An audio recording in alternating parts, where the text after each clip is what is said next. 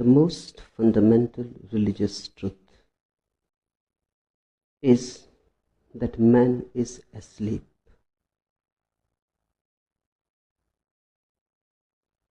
Not physically, but metaphysically. Not apparently, but deep down. Man lives in a deep slumber. He works, he moves, he thinks, he imagines, he dreams, but the sleep continues as a basic substratum to his life. Rare are the moments when you feel really awake. Very rare. They can be counted on the fingers. If in 70 years' life you had only 7 moments of awakening, that too will be too much. Man lives like a robot, mechanically efficient, but with no awareness. Hence the whole problem. There are so many problems man has to face, but they are all byproducts of his sleep. So the first thing to be understood is what this sleep consists in. Because Zen is an effort to become alert and awake. All religion is nothing but that. An effort to become more conscious. An effort to become more aware. An effort to bring more alertness, attentiveness to your life.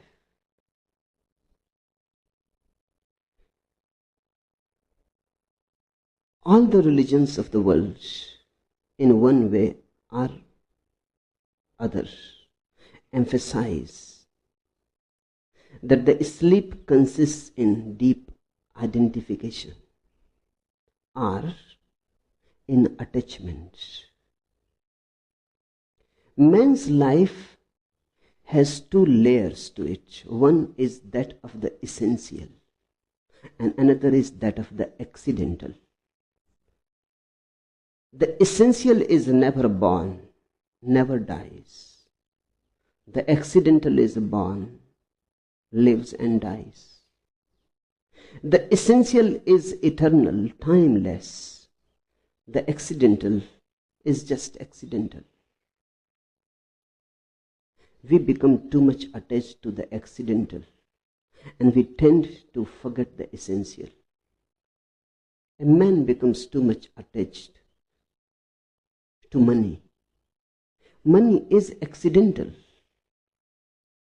It has nothing to do with essential life. A man becomes too much attached to his house or to his car,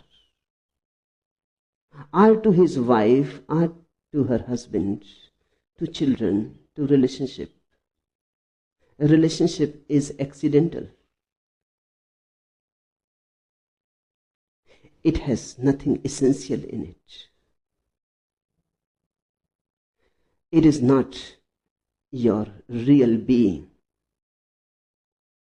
And in this century, the 20th century, the problem has become too deep. There are people who call the 20th century the accidental century. They are right.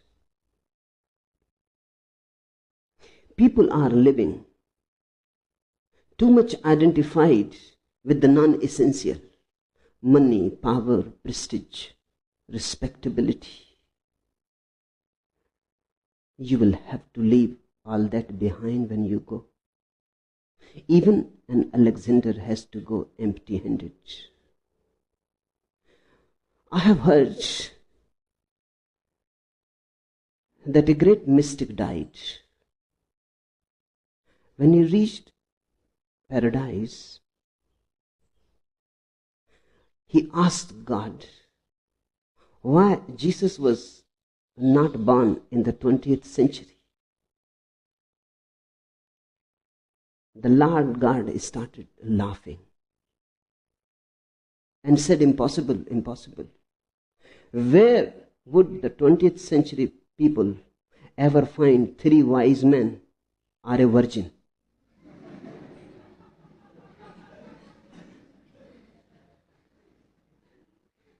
The 20th century is the most accidental. By and by, man has become too much attached with my and mine, with possessions. And he has completely lost track of his being. He has completely lost track of I. My has become more important. When my becomes more important, then you are getting attached to the accidental. When I remains more important and my remains just as a servant, then you are a master. Then you are not a slave. Then you live in a totally different way. That's what Zen people call the original face of man, where pure I exists. This I has nothing to do with the ego. Ego is nothing but the center of all non-essential possessions that you have. Ego is nothing but the accumulated my and mine, my house, my car, my prestige, my religion, my scripture, my character, my morality, my family, my heritage, my tradition. All these minds go on getting accumulated. They become crystallized as the ego. When I am using the word I am using it absolutely in a non-egoistic sense. I means your being. Zen people say, find out your face, the face that you had before you were born. Find out that face that you will again have when you are dead. Between birth and death, whatsoever you think is your face is accidental. You have seen in a mirror.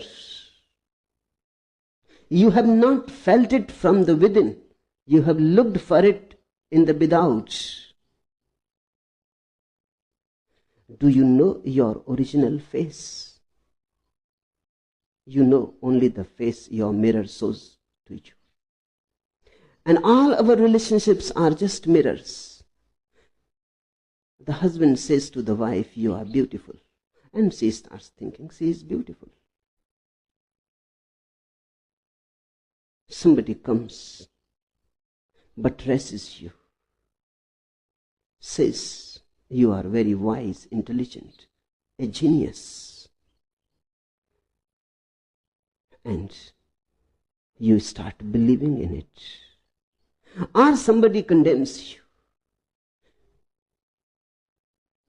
hates you, is angry about you. You don't accept what he says, but still deep down in the unconscious it goes on accumulating. Hence the ambiguity of man. Somebody says you are beautiful, somebody else says you are ugly. Now what to do? One mirror says you are wise, another man says you are an idiot. Now what to do? And you have to depend, and you depend only on mirrors. And both are mirrors. You may not like the mirror that says you are an idiot, but it has said, it has done its work. You may repress it. You may never bring it to your consciousness, but deep down it will remain in you. That one mirror has said you are an idiot. You trust in mirrors. Then you become split, because there are so many mirrors. And each mirror has its own investment. Somebody calls you wise, not because you are wise. He has his own investment. Somebody calls you an idiot, not because you are an idiot. He has his own investment. They are simply showing their likes and dislikes. They are not asserting anything about you. They may be asserting something about themselves, maybe, but they are not saying anything about you, because no mirror can show you who you are. Mirror can only show your surface, your skin. You are not on your skin, you are very deep. You are not your body. One day the body is young, another day it becomes old. One day it is beautiful, healthy, another day it becomes crippled and paralyzed. One day you were throbbing with life, another day life has oozed out of you. But you are not your periphery, you are your center. The accidental man lives on the periphery. The essential man remains centered. This is the whole effort. Let me tell you one anecdote. I have heard a very beautiful Jewish story. It is tremendously significant. It is about a man who was always sleepy and always ready to sleep everywhere. At the biggest mass meetings, at all the concerts, at every important convention, he could be seen sitting asleep. You must have known that man because you are that. And you must have come across that man many, many times. Because how can you avoid? It is you. And he slept in every conceivable and inconceivable pose. He slept with his elbows in the air and his hands behind his head. He slept standing up, leaning against himself so that he should not fall down. He slept in the theater, in the streets, in the synagogue. Wherever he went, his eyes would drip with his sleep. Had he been a Hindu, he could have even slept standing on his head in Sirsasana. I have seen Hindus sleeping that way.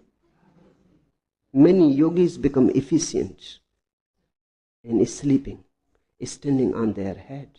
It is difficult, arduous. It needs great practice. But it happens.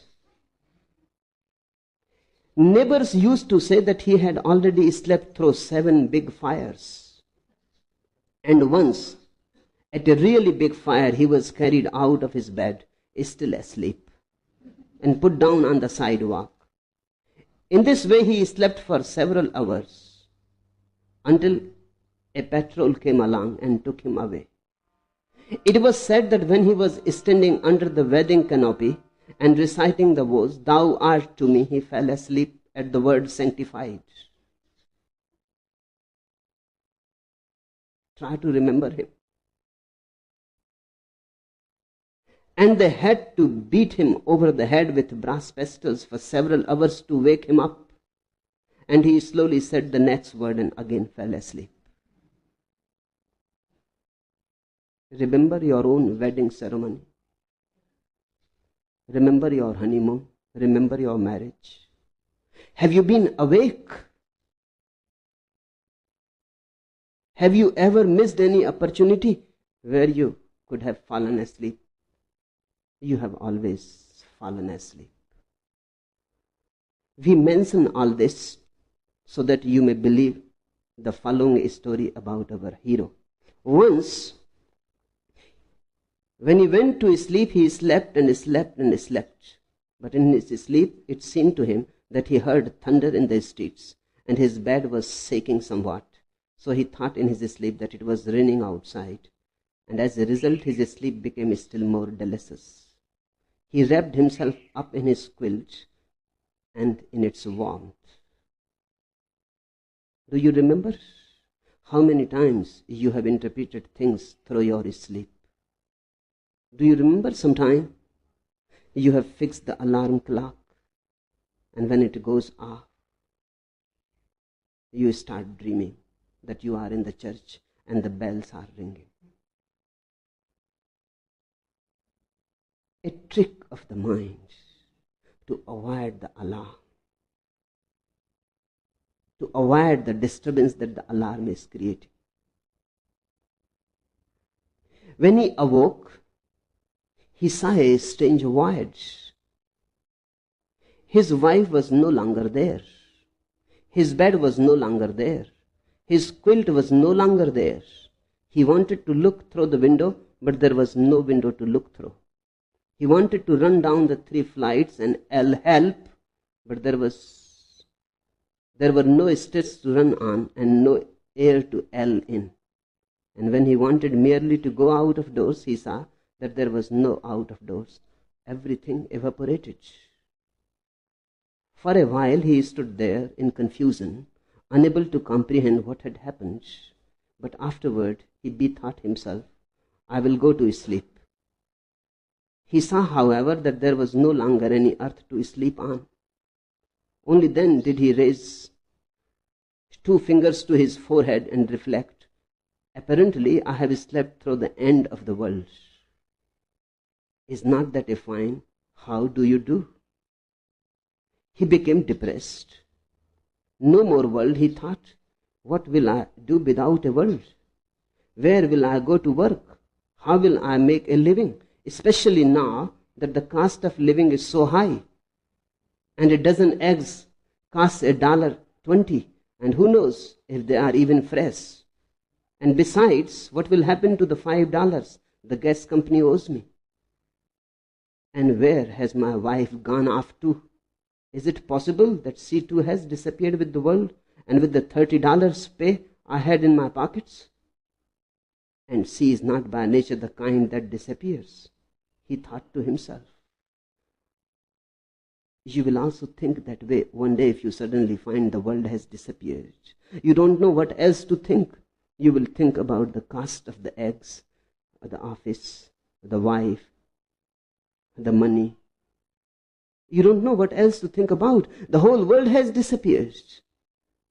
But you have become mechanical in your thinking.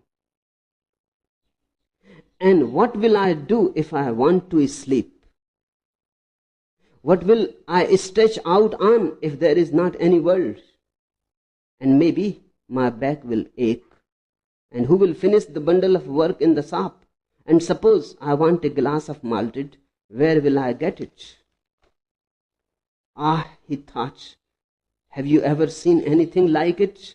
A man should fall asleep with the world under his head and wake up without it. This is going to happen one day or other. That's what happens to every man when he dies. Suddenly the whole world disappears.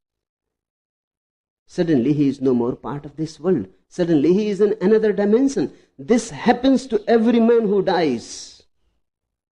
Because whatsoever you have known is just the peripheral.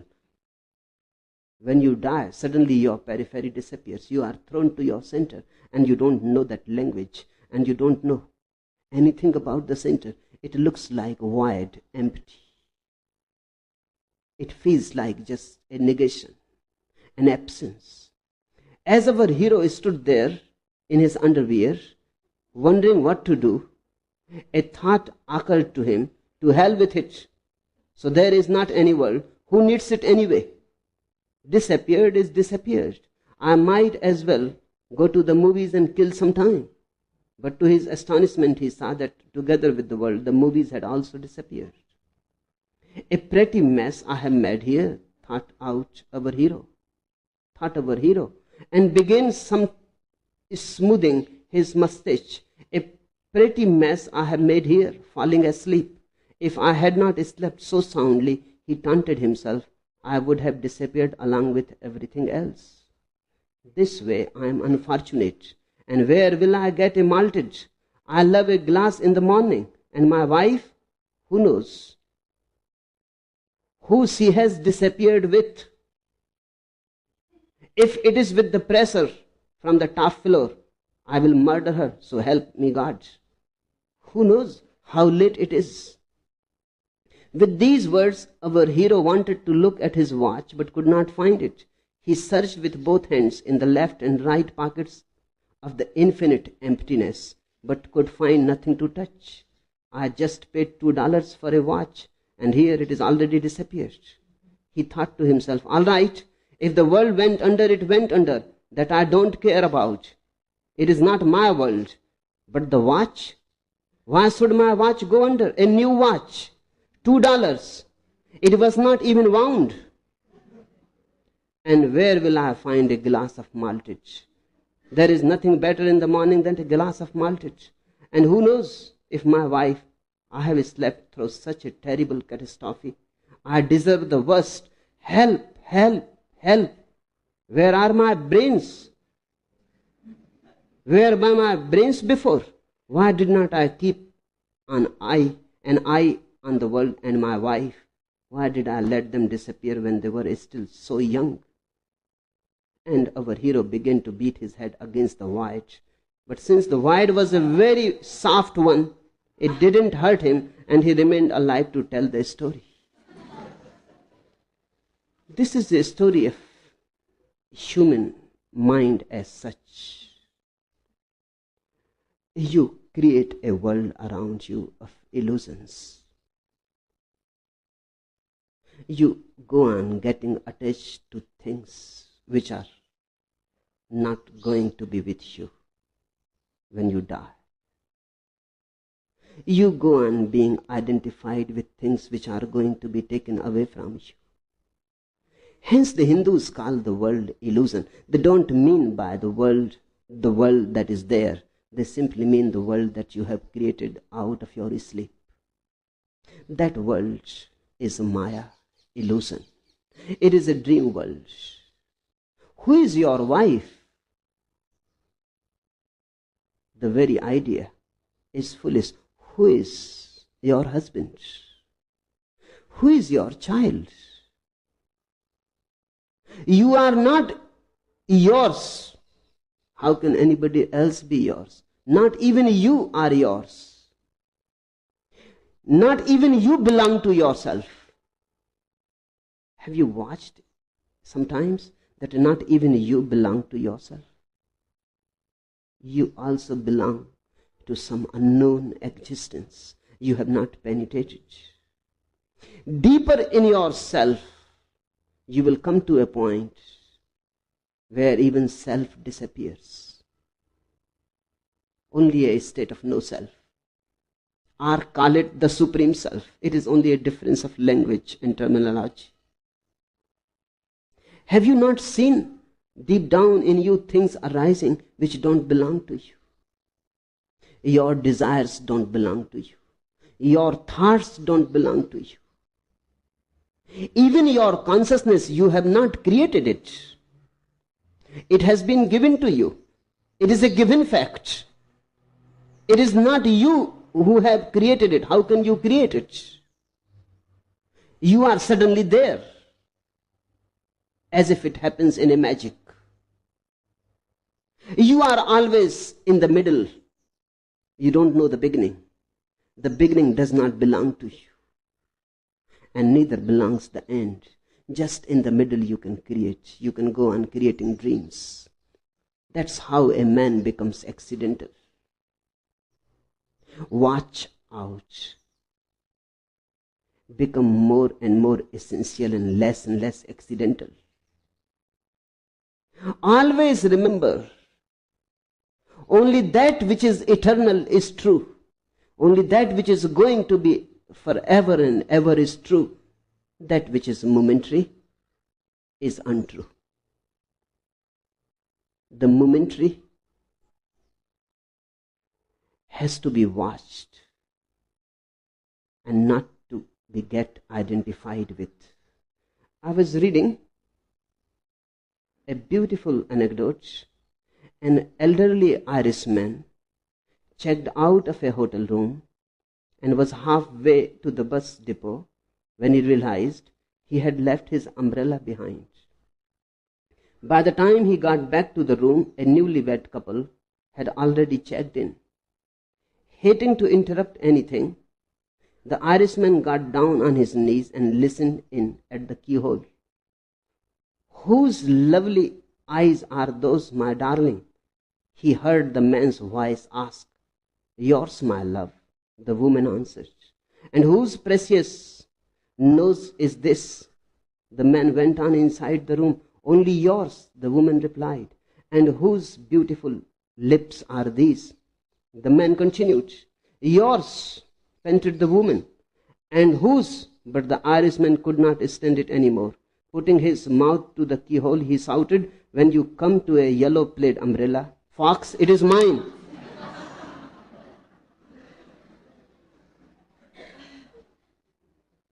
This game of my and mine is the most absurd game. But this is the whole game of life. This earth was there before you ever came here. And this will be here when you are gone. The diamonds that you possess were there before you ever came here. And when you are gone, those diamonds will remain here. And they will not even remember you. They are completely oblivious that you possess them. This game of possessiveness is the most foolish game there is. But this is the whole game.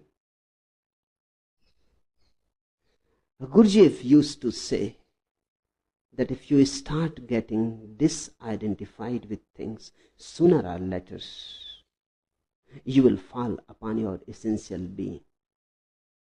That is the basic meaning of renunciation. Renunciation does not mean, sannyas does not mean renouncing the world and escaping to the Himalayas or to a monastery. Because if you escape from the world and go to a monastery, nothing is going to change. You carry the same mind. Here in the world, the house was yours and the wife was yours. There, the monastery will be yours. The religion will be yours. It will not make much difference. The mind will persist. It is a mind attitude. It has nothing to do with any outside space. It is an inner illusion, an inner dream, an inner sleep. Renunciation means wherever you are, there is no need to renounce the things, because in the first place you never possessed them. It is foolish to talk about renunciation. It means as if you were the possessor and now you are renouncing. How can you renounce something which you never possessed? Renunciation means coming to know that you cannot possess anything. You can use at the most, but you cannot possess. You are not going to be here forever. How can you possess? It is impossible to possess anything. You can use, and you can be grateful to things that they allow to be used. You should be thankful to things that they allow to be used. They become means, but you cannot possess them. Dropping the idea of ownership is renunciation. Renunciation is not dropping the possessions, but possessiveness. And this is what Gurdjieff calls getting unidentified. This is what Bowles call realizing Adhar Manus, the essential man. This is what Zen people call the original face. There is a very famous Taoist story. I love it tremendously. The story is about an old Taoist farmer whose horse ran away. That evening the neighbors gathered to commiserate with him. Since this was such bad luck, he said, maybe. The next day the horse returned, but brought with it 6 wild horses. And the neighbors came exclaiming at the good fortune. He said, maybe. And then the following day, his son tried to saddle and ride one of the wild horses, was thrown and broke his leg. Again the neighbors came to offer their sympathy for the misfortune. He said, maybe. The day after that, conscription officers came to the village to seize young men for the army. But because of the broken leg, the farmer's son was rejected. When the neighbors came in to say how fortunate everything had turned out, he said, maybe. This is the attitude of a man who understands what is accidental and what is essential. The accidental is always maybe. It is a perhaps. You cannot be certain about it. You need not be certain about it. People who become certain about the accidental are going to be frustrated sooner or later. Their certainty is going to create much frustration for them. Their certainty will create expectations, and they cannot be fulfilled because the universe is not there to fulfill your expectations. It has its own destiny. It is moving towards its own goal. It does not care about your private goals. All private goals are against the goal of the universe itself. All private goals are against the goal of the whole. All private goals are neurotic. The essential man comes to know, to feel that I am not separate from the whole. And there is no need to seek and search for any destiny on my own. Things are happening. The world is moving. Call it God. He is doing things. They are happening on their own account. There is no need for me to make any struggle, any effort. There is no need for me to fight for anything. I can relax and be. The essential man is not a doer. The accidental man is a doer. The accidental man is, of course, then in anxiety, tension, stress, anguish, continuously sitting on a volcano. It can erupt any moment because he lives in the world of uncertainty and believes as if it is certain. This creates tension in his being. He knows deep down that nothing is certain. A rich man has everything that he can have, and yet he knows deep down that he has nothing. That's what makes a rich man even poorer than a poor man. A poor man is never so poor, because still he has hopes. Someday or other, destiny is going to shower blessings on him. Someday or other, he will be able to arrive, to achieve. He can hope. The rich man has arrived. His hopes are fulfilled. Now suddenly he finds nothing is fulfilled. All hopes fulfilled, and yet nothing is fulfilled. He has arrived and he has not arrived at all. It has always been a dream journey. He has not moved a single inch. A man who is successful in the world feels the pain of being a failure as nobody else can feel it. There is a proverb that says nothing succeeds like success. I would like to tell you, nothing fails like success. But you cannot know it unless you have succeeded.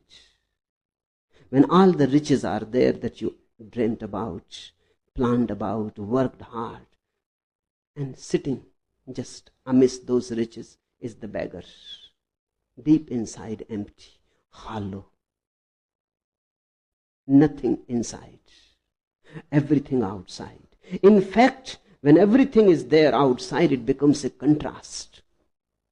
It simply emphasizes your inner emptiness and nothing. It simply emphasizes your inner beggarliness, poverty. A rich man knows poverty as no poor man can ever know. A successful man knows what failure is. At the top of the world, suddenly you realize that you have been behaving foolishly. You may not say it so, because what is the point of saying it so? You may go on pretending that you are very happy. Presidents and prime ministers, go on pretending they are very happy. They are not. They are just saving their faces. Now what to say? Now there is no point even in saying they are not true. In the older ages, people were truer, more authentic. Buddha was a prince. He was going to be the emperor, but he realized that there is nothing in it. He could have pretended. Mahavira was a prince. He was going to be the emperor. He realized that there is nothing in it.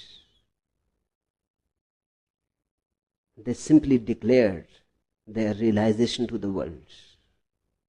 They simply said that riches have failed, that kingdoms are not kingdoms, that if you really are seeking the kingdom, you will have to seek somewhere else in some other direction. In this world, there is no way to arrive. It happened when Theodore Roosevelt, returning from Africa, received a most affectionate and exuberant greeting as his ship steamed into New York Harbor. Bands were playing, soldiers, sailors, and marines saluted.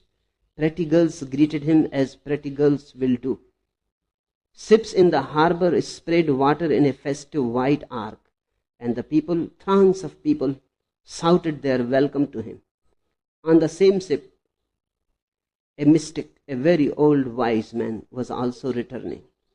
A few old friends greeted him off in a corner, trying to be heard in the tumultuous noise. One of them said, "We are sorry we can't welcome you home as Theodore Roosevelt is being welcomed." To which the mystic answered, as he pointed upward, "That's all right. I'm not home yet." In this world, there is no home. This world is accidental. It is illusory, just ripples on the surface, waves. And whatsoever you are doing is nothing but making card houses or trying to sail paper boats. They are doomed to drown. This realization makes a man for the first time a little alert about his sleepiness. And then he starts moving more and more towards consciousness. When things are no more important, only consciousness becomes important. When things are no more significant, a new search, a new door opens. Then you are not rushing towards the without. You start slipping into the within. The kingdom of God is within. And once you drop identifying with things, suddenly you are no more fighting. There is no point. You start moving with the river of existence. Arrival at home is effortless. Bodhi has sent me a small, beautiful story. Werner Erhard likes to tell it. Once there was a famous medicine man in northern Canada who was said to have enormous powers. When he waved a blanket at northern lights, they changed color. Every time he waved his blanket, the northern lights really would change color. One day, he lost his blanket, and the northern lights changed color anyway. That ruined his reputation as a medicine man. Life is also that way. No matter what you do, life only turns out the way it turns out. Struggling with life does not help at all. Struggling is simply destroying. There is no point in it. Effort is not needed. Effort is needed only in the accidental world. And even then, there too it fails finally. Eventually it fails. It gives you hope. but eventually it fails. In the inner world, no effort is needed. Once you start slipping within words, you suddenly see everything is happening as it should. Life is perfect. There is no way to improve upon it. Then celebration starts. When life is felt as perfect, when you suddenly see the tremendous beatitude, the tremendous glory surrounding you, when you suddenly see that you have always been at home, there was nowhere else to go, when you suddenly feel in your innermost core of being that you are with God and God is with you, that you are floating with the whole. You don't have a private destiny. The destiny of the whole is your destiny also.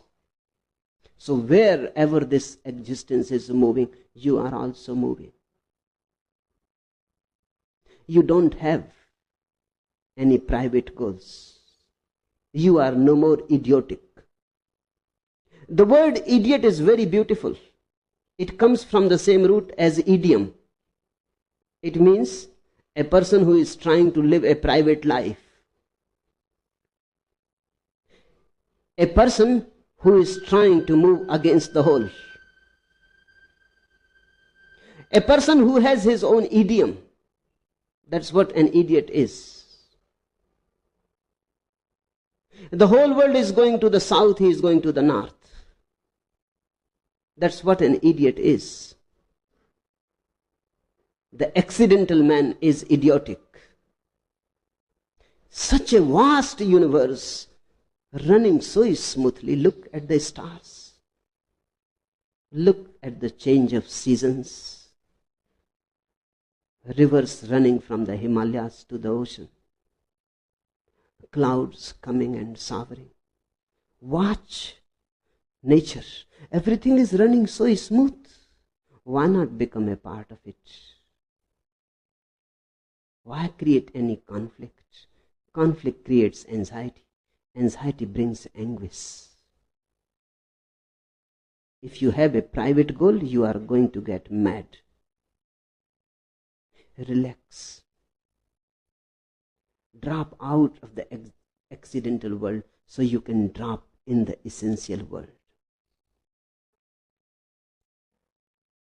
Then one starts accepting things as they are. Then one starts loving things as they are. Then one starts cherishing things as they are. And they have always been beautiful. Once you are not fighting, not going anywhere, you can feel the music, the celestial music that is surrounding. You can see the infinite beauty. And you can feel grateful for it. It is a gift. There is no need to steal it. It is already given to you. By being alive, God has already accepted you. By being alive, He has already loved you. If you don't like the word God, you can drop it. I am not a fanatic about language. You can call it the existence, the unknown, the truth, the ultimate, the absolute, or anything. Any name will do X by Z because it has no name. It is not particular, so it cannot have any name.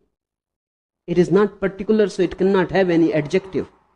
It is the universal. It is that which is.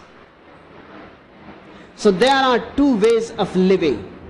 One is the accidental way. Accidental way is the worldly way. The worldly way is against God, against the whole. Then there is another way of living, another style, tremendously graceful, with no anxiety, no anguish. I have heard a botanist, a great scientist, came across a valley in the Himalayas where beautiful flowers were flowering, but there was no approach. it was very difficult to reach into the valley. Thousands of feet down. And he had never heard about these flowers. He has studied about all flowers. This was some new species, undiscovered. He was enchanted, intrigued. He wanted to get those flowers and there was no way what to do. In a desperate effort, he took his small child, tied a rope around the child's arms and dropped the child into the valley. Afraid, perspiring, trembling, something may go amiss. And then the child reached and he picked few flowers and the father shouted from the top of the hill, "Are you okay, my son? Are you not afraid?" The son laughed. He said, "Why should I be afraid? The rope is in my father's hands." The father may be afraid, but the child is not afraid. That's what a religious man feels. The rope is in my father's hands. Then suddenly all anxiety disappears. In the accidental world, you have to struggle. In the essential world, you have simply to surrender. In the accidental world, you have to doubt. In the essential world, you simply trust. And this trust is not like belief. Belief is against doubt. Trust is simply absence of doubt. It is not against doubt. You simply feel trustful. So the question is not how to believe. The question is how to change your consciousness from being accidental to essential. How to come to your center.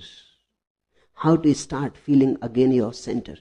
Trust will arise. Trust an outcome, a byproduct. When one comes closer to his center, one starts more and more trusting.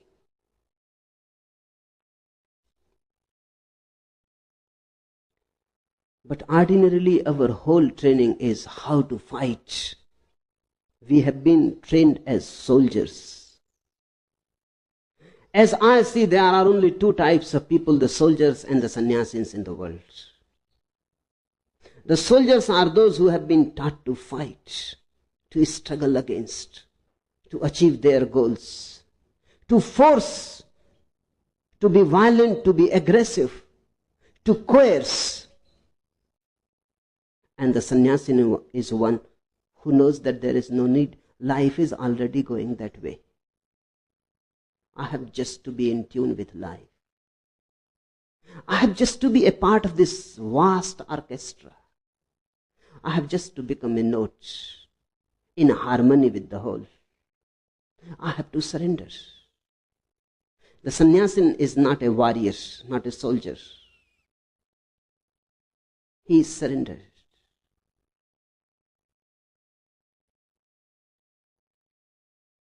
Once it happened, Mullah Nasruddin had harnessed a kitten to his broken down Cadillac.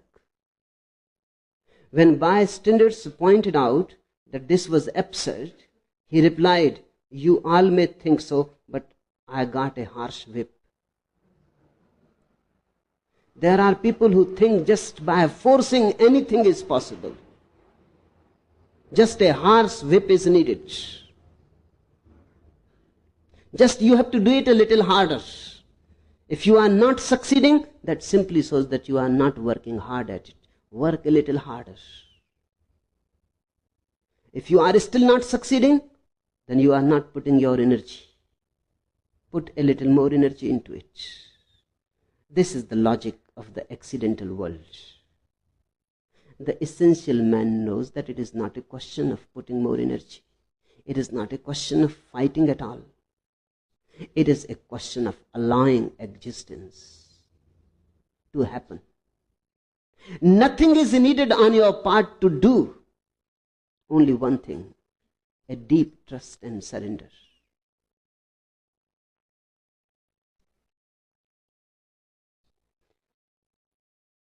But sometimes it happens just like the waving of the blanket of the medicine man, that you wave the blanket and something happens. You think it is happening because of the waving of your blanket. Had you waited a little, it would have happened on its own.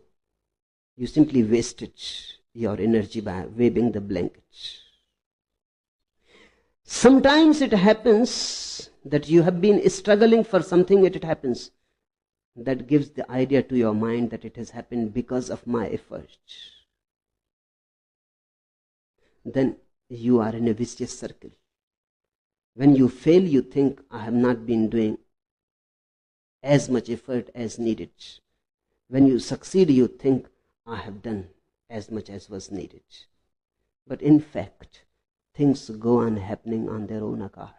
They don't happen by our efforts. Sometimes it is a coincidence that they happen even when you are making an effort. All that is beautiful, true, and good simply comes as a grace. It descends on you. And once some effort succeeds, you are in a mad mess. Then you think, no. An architect was having a difficult time with Mullah Nasruddin, a prospective home builder. But can't you give some idea, he pleaded, of the general type of house you want to build, Nasruddin? Well, replied the mullah, hesitantly, all I know is it must go with an antique doorknob my wife bought the other day. He has only an antique doorknob and he wants to make a house. Now the only thing he knows, it must go with the antique doorknob. That's how we are working. A small effort has succeeded. So you have an antique doorknob. Now you are trying to create the whole house of life accordingly. You are creating trouble for yourself. And that antique doorknob is also not because of your efforts. It is better to say that it happened in spite of your efforts. Somehow you coincided with the universe. This is the whole philosophy of the religious man, that I have nothing to do, just to celebrate, let things happen to me, just to dance and sing. It does not mean that a religious man becomes inactive. No. He becomes more active. But in his action there is no effort. There is no strain. There is no violence. It is not that he becomes inactive, dull, lethargic. No. He radiates with energy. He overflows with energy. Because all that energy that was being wasted in effort is no more wasted. He has too much of it. He can share. But now he functions as a vehicle. Now he has given his whole energy to the whole. Now wherever the whole takes him, he goes. Now he is with the whole and not against it. Whether you go in a church or in a temple or not is irrelevant. If you are with the whole, you are a religious person. Whether you are a Christian or a Hindu or a Mohammedan is irrelevant. If you are with the whole, you are a religious person. And remember this with me. I am not here to convert you to become a Hindu, to become a Mohammedan, to become a Christian. All that nonsense is not for me. I am here to help you to become religious, with no adjective attached to it.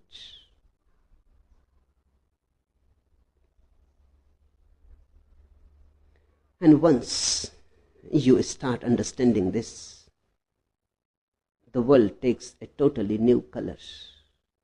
Even sometimes there is pain, you are understanding. Sometimes it hurts. Yes, even then, it is not all roses. It cannot be. But you start understanding it. In fact, you start seeing that thorns are there to protect the roses. That night is needed to help the day to be born. That death is needed to refresh life. Once you start understanding, you become positive. Then whatsoever happens, you can always look deeper into its meaning, its significance. I was reading a poetry. The world is a beautiful place to be born into. If you don't mind happiness not always being so very much fun, if you don't mind a touch of hell now and then, just when everything is fine, because even in heaven, they don't sing all the time. Even a dancer needs a rest, even a singer needs a rest. Even a happy person needs rest. One cannot remain in one mood continuously. There is no need. When there are so many climates available, why get attached to one? Why not be enriched by all? A man who has attained to his essential center moves on dancing in different situations. Sometimes it is hot, sometimes it is cold, sometimes it is joy, sometimes it is sadness. But now everything brings him some message from the whole. Everything has become a messenger. This story, today's story, is a very simple story but very significant. And it always happens that significant things are very simple and simple things are very significant. There was a man of Wei, Tung Man Wu, who did not grieve when his son died. His wife said to him, "No one in the world loved his son as much as you did. Why do you not grieve now?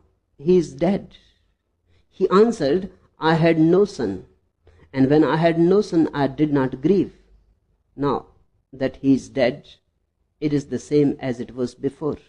When I had no son, why should I grieve over him?" A very simple parable, but tremendously significant, very meaningful. Enter into it layer by layer.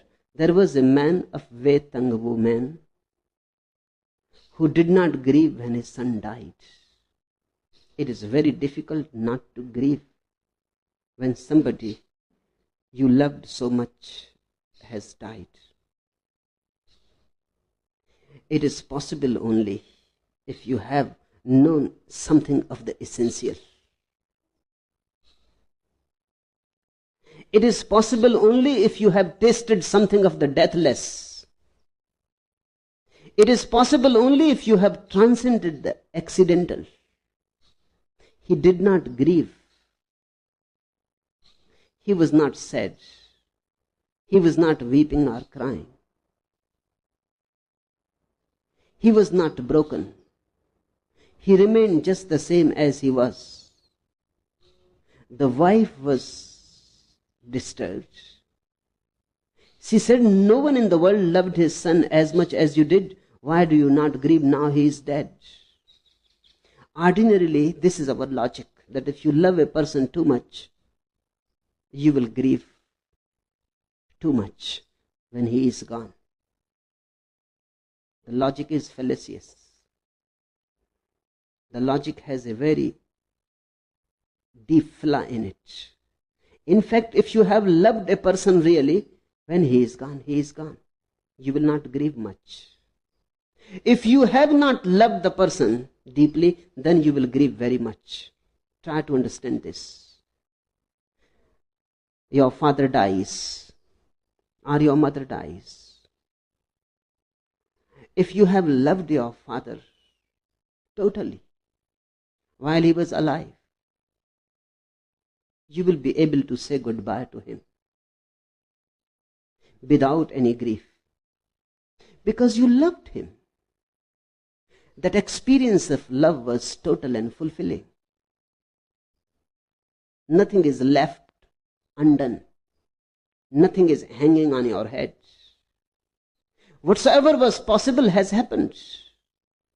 Now you can accept it. What more was possible? Even if he had been alive, what more was possible? The experience is complete. Whenever an experience is complete, you are ready to say goodbye very easily. But if you had not loved your father as you always wanted to, you had not been respectful towards him as you always wanted to, you will feel guilty. Now the father is gone. Now there is no way to fulfill your desire. Now there is no way to show your respect, your love. Now there is no way. You will feel hanging in the middle air, in a limbo. You will not be at ease. You cannot say goodbye. You will cry and weep, and you will be broken. And you will say that you are broken because your father is dead, but the real thing is something else. You are broken because now the possibility to love him, to respect him is gone. Now there is no possibility. The doors are closed and you have missed an opportunity. And the son will cry more if he had not really loved his father. If he had loved his father, he will be able to accept the fact. Love is very accepting and very understanding. Once an experience is complete, you can get out of it very easily. You can just slip out of it as the snake slips out of his old skin. If you love a woman and you have been constantly quarreling with her and it never became a deep satisfaction and she dies, now she will haunt. Her ghost will haunt you for your whole life. You could not do something that was possible, but now it is no more possible. Now something incomplete will always be there in the heart, hurting. It will become a wound. This is the understanding of all the sages, that while you are loving a person, if you love him totally, there is going to be no misery. If you love him totally, if you enjoy and delight in him totally, and the person is gone, of course, one feels a little sad. But it is not grief.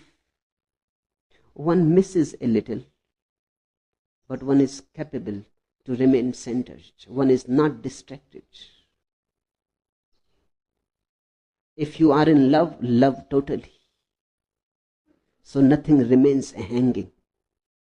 Otherwise, that hanging, incomplete experience, that unlived experience will haunt you.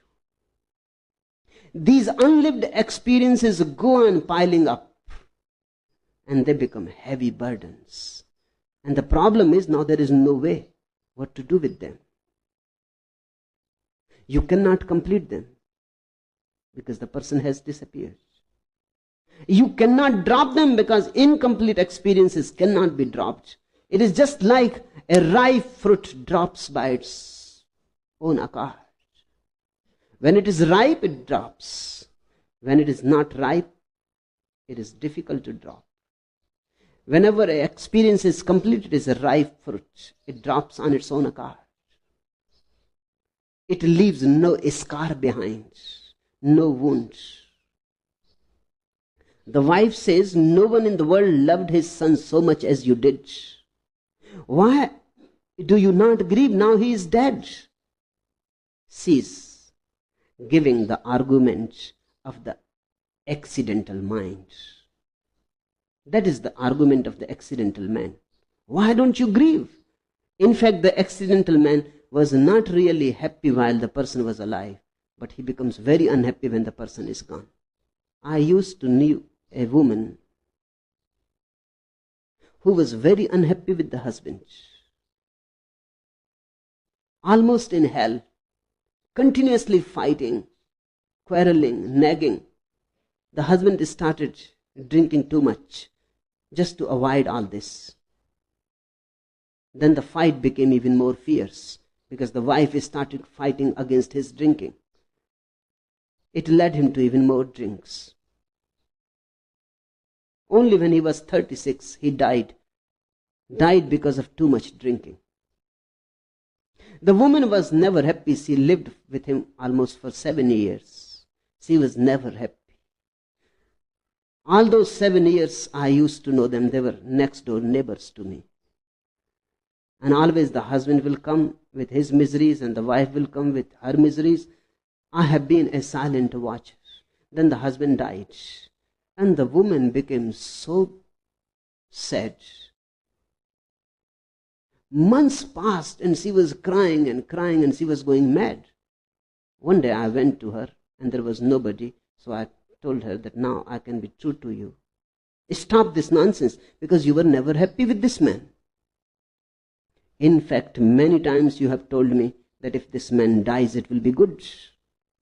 Now he is dead. He has fulfilled your desire. So why you are crying and weeping?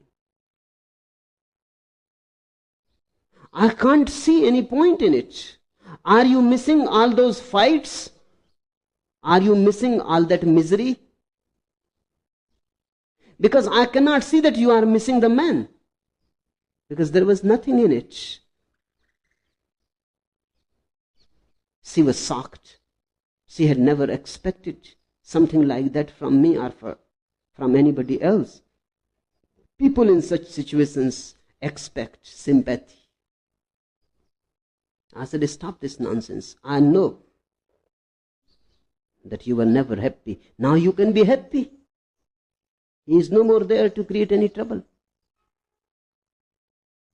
She looked at me, shocked. Her tears dried and she said, it is shocking, but you have made me alert of one thing. I am not missing him at all. I am simply crying and weeping because I could not love him. It is not his death. It is my own missed experience of love. I loved that man, but I could not love. We wasted the whole opportunity in quarreling for futile things. Now I know those things mean nothing. Now that he is gone, I know those things were just trivia. I can't even remember the reasons why we were fighting continuously. If you love a person totally and the experience is complete, has enriched you, you can say goodbye. Of course, there will be sadness, but there will be no grief. And sadness is natural. It will disappear by time. It is nothing to be worried about. You will miss the person a little while. Natural. But you will not be in grief. The accidental man says, if you don't cry when a person is dead, that means you never loved him. That's what the wife was trying to point it out. That you loved him so much, at least you pretended to love him so much, as if nobody has ever loved his son so much. Now what has happened? There is no grief. What type of love is this? If you ask me, I say it is because he really loved the child. Now that he is gone, he is gone. Love is understanding. And love is so much understanding that not only it understands life, it understands death also. He answered, I had no son, and when I had no son, I did not grieve. This is the logic of the essential man. He says, there was a moment in my life the son was not there, and I was happy without him. I had no grief then. Then the son came, and I was happy with him. Now that he is gone, I am again in the same situation as before he was born. And I was not in grief then, so why I should be in grief now? Again, I am in the same situation. The son is not there. I am no more a father again. Once I used to be not a father. Then I became a father. I am again no more a father.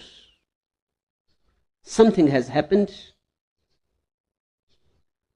disappeared. I am left in the same way as I was before.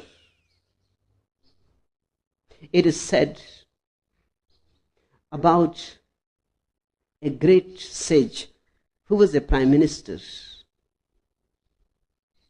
When he was appointed prime minister to a king, he was almost a beggar on the streets. But the news of his wisdom is spread. Rumors started coming to the palace, and the king started going to him, and he was impressed. He was tremendously impressed by the man and his insight. He appointed him his prime minister. The beggar came to the palace. The king said, now you can drop your robe. Beautiful clothes were ready for him. He was given a good bath. Beautiful robes were given to him, ornaments, and as it befits a prime minister. Then everybody became intrigued by the fact that in one room he had something like treasure locked. And every day he used to go unlock the door. He will go alone. He will not allow anybody inside. Lock the door again, and he will remain there for at least half an hour, then come out. Everybody became suspicious. What is happening in that room? What he is having in that room? Is there some conspiracy? Is there some secret? And of course, the king also became interested. One day the king said, I would like to come with you in your private room. I could not sleep the last night. I continuously worried, what is there? The prime minister said, there is nothing. And it is not worth. And it is not worthy of your eyes. I will not take you. The king became even more suspicious. He said that there seems to be some danger. I cannot allow this to happen in my palace. You will have to take me in. The prime minister said that if you don't trust me, then I will take you in, but then this is the end of my prime ministership. Then take my resignation and come into the room. Otherwise, trust me and never ask about the room. But the king was really suspicious. He said, okay, you give your resignation, but I am coming into the room. With his whole court, they entered. There was nothing, his old robe. Just the old robe, hanging on a nail in the room. They looked around, there was nothing, the room was empty. They said, why you come here? He said, just to see this robe. To remind me that once I was a beggar, and any day I will be a beggar again. Just to remind me so that I don't get too much attached with this prime ministership. He dropped out of his dress, took his robe. The king started weeping and crying. He said, don't go. But he said, no, enough is enough. You could not trust me. And when there is no trust, there is no point of my being here. I must go. But he left the palace the same way he has entered one day. Those 10, 12 years he remained the prime minister meant nothing. That was just an accident. This is what this man is saying. I had no son. And when I had no son, I did not grieve. I never missed this son when he was not there. When I was not a father, I had never missed. So why now I should miss? Again, the same situation has come back. Now that he is dead, it is the same as it was before. When I had no son, why should I grieve over him? This is the way to watch life. Whatsoever is accidental. You are living in a big house, in a palace. Remember that if this palace is taken away from you, there is no point in becoming depressed. Once you were living outside the palace, so again you are under the sky. You become very respectable, and then something happens. You are condemned by the society. What is the point to be worried about it? One day you were not famous at all and you were happy. Again you can be happy.